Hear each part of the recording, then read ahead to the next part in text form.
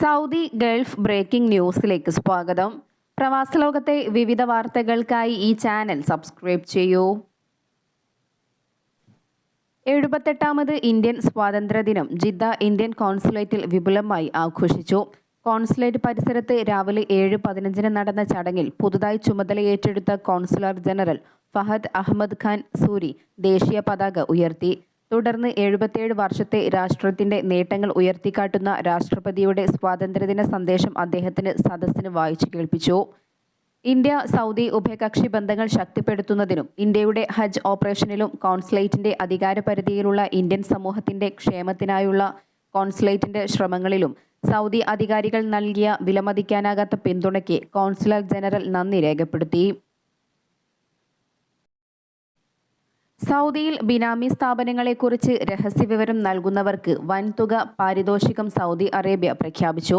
രഹസ്യവിവരത്തിന്റെ അടിസ്ഥാനത്തിൽ കണ്ടെത്തപ്പെടുന്ന ബിനാമി ഇടപാടുകാരനെതിരെ ചുമത്തപ്പെടുന്ന പിഴയുടെ 30% വിവരം നൽകിയ വ്യക്തിക്കോ സ്ഥാപനത്തിനോ നൽകുമെന്നാണ് പുതിയ പ്രഖ്യാപനം. റിപ്പോർട്ടിന്റെ അടിസ്ഥാനത്തിൽ ബിനാമി ഇടപാട് ശരിയാണെന്ന് തെളിയിക്കപ്പെട്ടാൽ ഉടൻ പിഴയുടെ 30% വിവരം നൽകിയയാൾക്ക് കൈമാറുമെന്നും മന്ത്രാലയം വ്യക്തമാക്കി. നിലവിൽ ബിനാമി ഇടപാടുകളുടെ പേരിൽ പിടിക്കപ്പെടുന്ന സ്ഥാപനത്തിനും വ്യക്തിക്കുമെതിരെ 10 ലക്ഷം റിയാൽ പിഴ ചുമത്താനാണ് വാണിജ്യ മന്ത്രാലയത്തിന്റെ തീരുമാനം.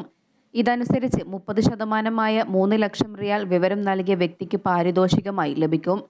രാജ്യത്തെ വാണിജ്യ സ്ഥാപനങ്ങൾ അംഗീകൃത മാർക്കറ്റ് നിയമങ്ങൾ പാലിക്കുന്നുണ്ടെന്ന് ഉറപ്പുവരുത്തുന്നതിലൂടെ ബിനാമി ഇടപാടുകളുമായി ബന്ധപ്പെട്ട കുറ്റകൃത്യങ്ങൾ കുറയ്ക്കുന്നതിനുള്ള പദ്ധതിയുടെ ഭാഗമായാണ് നടപടി. റെസിഡന്റ് വിസ നിയമങ്ങൾ ലംഘിച്ച് UAE-യിൽ താമസിക്കുന്നവർക്ക് 2 മാസത്തെ പൊതുമാപ്പ് പ്രഖ്യാപിച്ചിരിക്കുകയാണ് അധികൃതർ.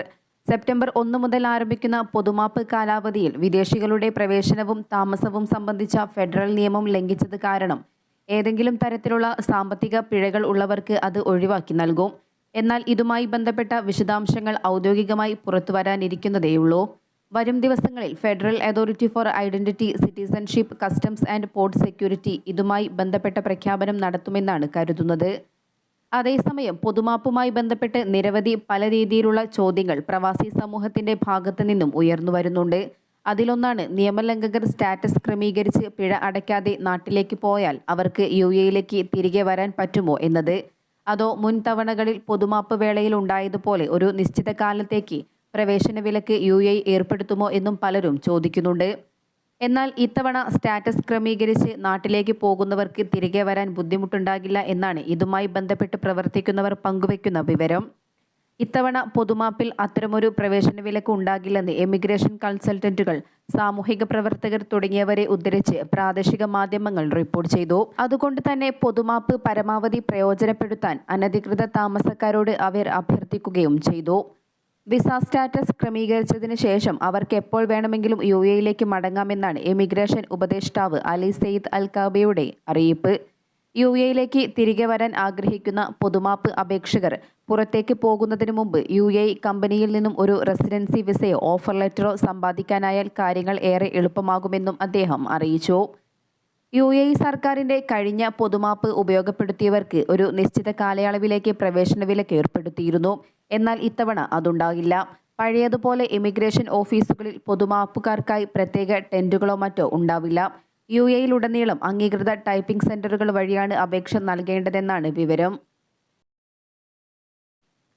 കുവൈറ്റിൽ മയക്കുമരുന്ന് വേട്ടയ്ക്കെത്തിയ നാർക്കോട്ടിക് കൺട്രോൾ ജനറൽ ഡിപ്പാർട്ട്മെന്റ് ഉദ്യോഗസ്ഥർക്കെതിരെ കനത്ത വെടിവെപ്പ്.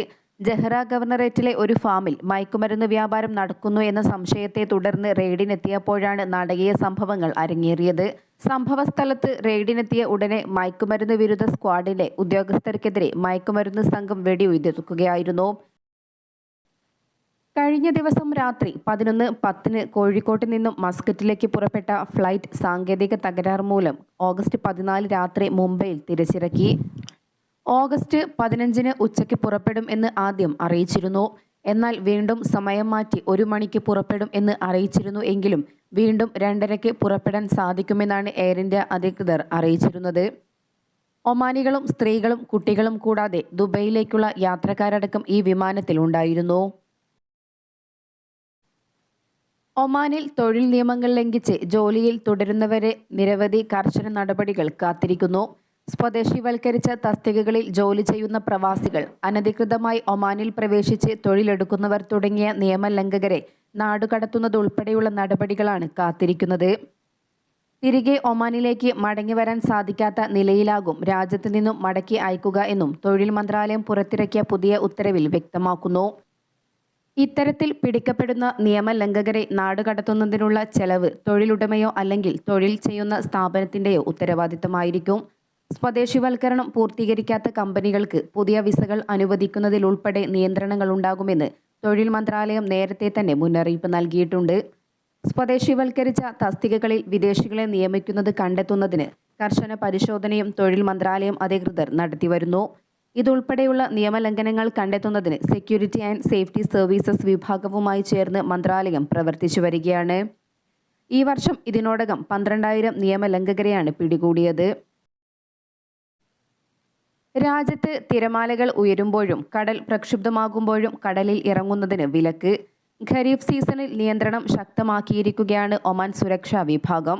3 മുതൽ 5 മീറ്റർ വരെ തിരമാല ഉയരുന്നതായും കടലിൽ ഇറങ്ങുന്നത് അപകടങ്ങൾക്ക് വഴിയൊരുക്കുമെന്നും അധികൃതർ ഓർമ്മിപ്പിച്ചു.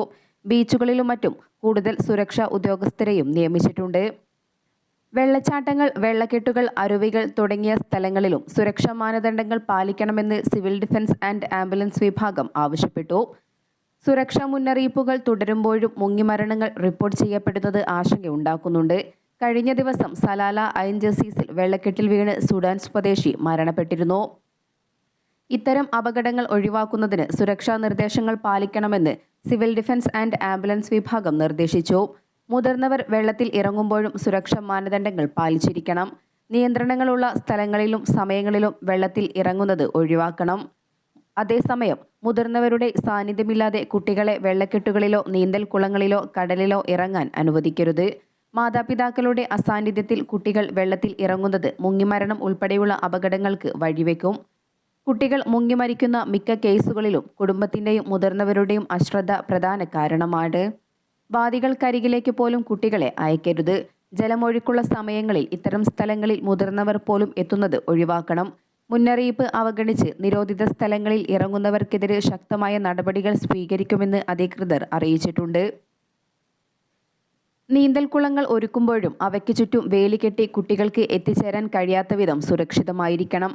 ആഴം കുറഞ്ഞ നീന്തൽക്കുളങ്ങളിൽ രക്ഷിതാക്കൾക്കൊപ്പം വേണം കുട്ടികളെ ഇറക്കാൻ. ലൈഫ് ജാക്കറ്റുകളും ധരിപ്പിക്കണം.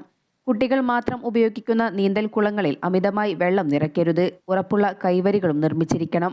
വഴുതി വീഴാത്ത പ്രതലമായിരിക്കണമെന്നും അധികൃതർ നിർദ്ദേശിക്കുന്നു. സൗദി അറേബ്യയിലെ വ്യവസായ സ്ഥാപനങ്ങളിലെ വിദേശ തൊഴിലാളികളുടെ ലെവി ഇളവ് 2025 ഡിസംബർ 31 വരെ നീട്ടാനുള്ള സൗദി മന്ത്രിസഭയുടെ തീരുമാനം വ്യവസായ മേഖലയ്ക്ക് ഭരണകൂടത്തിൽ നിന്നും ലഭിക്കുന്ന പിന്തുണയുടെ തുടർച്ചയാണെന്നും അത് വലിയ ഉണർവ് നൽകുമെന്നും വ്യവസായ ധാതു വിഭവ മന്ത്രി ബന്ദർ അൽ ഖുറൈഫ് അറിയിച്ചു. വിഷൻ 2030 ലക്ഷ്യങ്ങൾക്കനുസൃതമായി രാജ്യത്തിൻ്റെ സാമ്പത്തിക അടിത്തറ ശക്തിപ്പെടുത്തുന്നതിൽ വ്യവസായ മേഖലയ്ക്ക് പ്രധാന പങ്കാണുള്ളത്.